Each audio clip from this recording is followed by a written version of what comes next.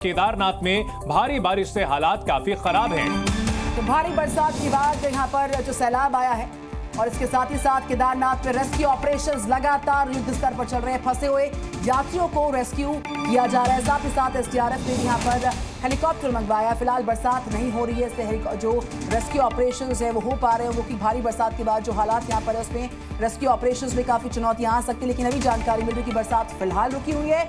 ऐसे में जो फंसे यात्री हैं उनको युद्ध स्तर पर रेस्क्यू किया जा रहा है ताकि उनको इन इलाकों से बाहर निकाला जा सके। हिमाचल प्रदेश के साथ साथ उत्तराखंड में भी कहीं ना कहीं खतरे की घंटी बजी हुई है और हमारे सहयोगी रामानुज ज्यादा जानकारी के साथ हमारे साथ उत्तराखंड की राजधानी देहरादून से जुड़ चुके हैं। रामानुज, आपसे हम आगे जानकारी लेंगे, लेकिन आपको बता दें कि केदारनाथ में भारी बारिश से हालात काफी खराब हैं। पहाड़ी इलाकों में भारी बारिश बड़ी मुसीबत बन के आई हुई है। सैलाब की तस्वीरें यहां पर अलग अलग एजेंसियां अब रेस्क्यू में जुटी हुई हैं और किस तरह से रात को जो ये डरावनी तस्वीरें थी, ये देखिए किस तरह नदी का जलस्तर बढ़ा हुआ था। नदी की गड़गड़ाहट सुन करके कलेजा कांप जाता है।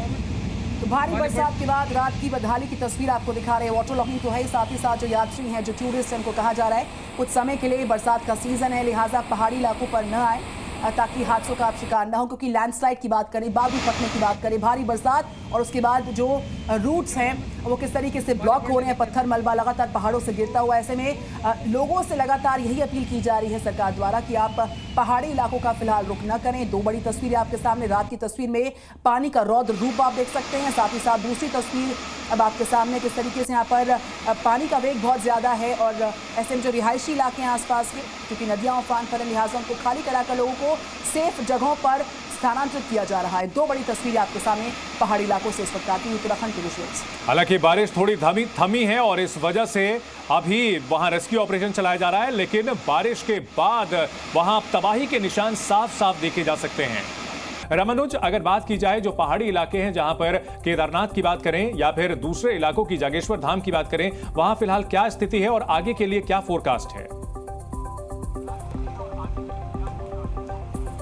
उत्तराखंड में पिछले 7-8 घंटों से निरंतर हुई बारिश की वजह से केदारनाथ धाम के लिंचोली जो एक पड़ाव है वहां पर बादल फटने की घटना सामने आई, जिसकी वजह से भारी मात्रा में मलबा उस रूट पर आ गया है और जिसकी वजह से जो श्रद्धालु हैं उनका आवागमन बाधित हुआ है। फिलहाल एसडीआरएफ, लोकल एडमिनिस्ट्रेशन और डिजास्टर मैनेजमेंट के अधिकारी कर्मचारी मौके पर पहुंच गए हैं और उस रूट के मरम्मत का काम शुरू हो गया है। इसी तरह से उत्तराखंड के टिहरी के घनसाली इलाके में बादल फटने की घटना सामने आई है और जहां बचाव राहत का काम चल रहा है। और चाहे वो उत्तरकाशी है, रुद्रप्रयाग, चमोली, चंपावत, पिथौरागढ़, बागेश्वर, अल्मोड़ा, नैनीताल, ऊधम सिंह नगर, टेहरी और पौड़ी के साथ में नैनीताल जैसे जो क्षेत्र हैं, इन इलाकों में भारी से भारी बारिश होने का पूर्वानुमान जारी किया गया है। देहरादून में 12th क्लास तक के स्कूल को बंद कर दिया गया है, आंगनबाड़ी केंद्र भी बंद रहेंगे।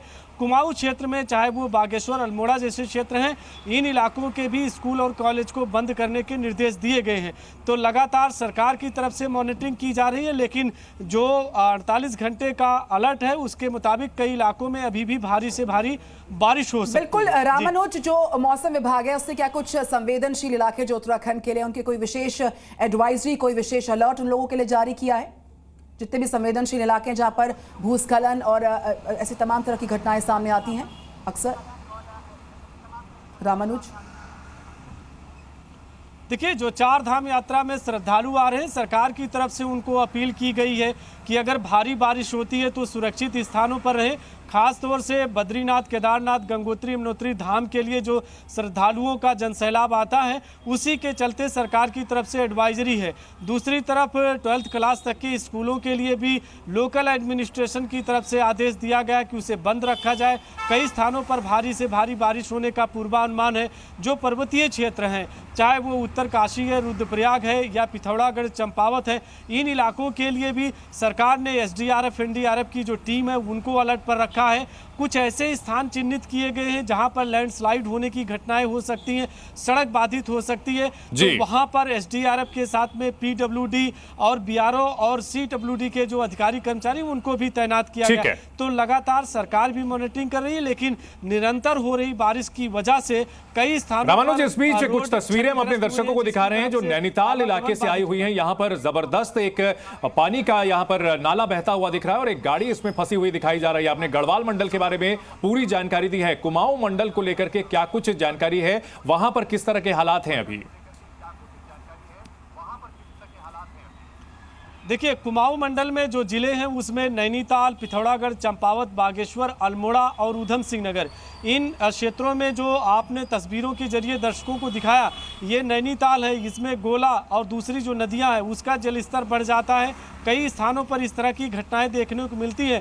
प्रशासन की तरफ से ये कहा गया है कि जो निचले इलाके हैं जहां पर जलभराव हो सकता है, वहां का आवागमन इस बात को देख करके करें कि कहीं जलस्तर ना बढ़ जाए, जिससे स्थानीय लोगों को परेशानी का सामना करना पड़े। तो इसी तरह से ऊधम सिंह नगर और बागेश्वर, अल्मोड़ा जैसे क्षेत्रों में भी लगातार रामानुज और इसके अलावा हमारे सारे रिपोर्टर्स ग्राउंड पर बने थे, दिल्ली से हमारे तमाम सहयोगी थे। किस तरीके से जल प्रलय के बाद आधा हिंदुस्तान परेशान नजर आ